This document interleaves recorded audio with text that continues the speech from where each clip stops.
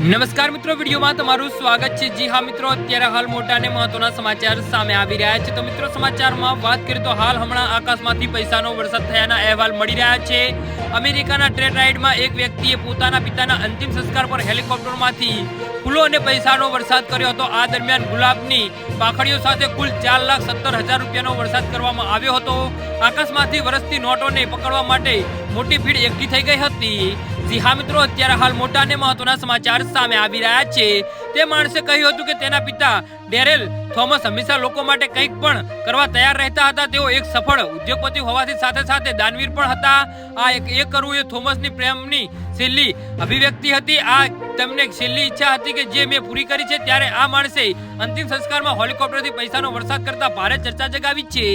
જી હા મિત્રો, અત્યારે હાલ મોટા સમાચાર સામે આવી રહ્યા છે।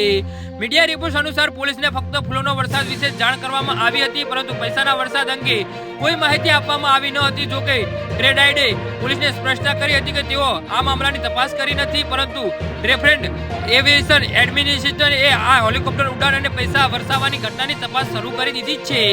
જી હા મિત્રો, તો આના વિશે તમારું શું કહેવું છે તો નીચે મારી કમેન્ટ બોક્સમાં જરૂરથી જણાવજો। અમારી યુટ્યુબ ચેનલને સબસ્ક્રાઇબ કરવાની ભૂલતા નહીં।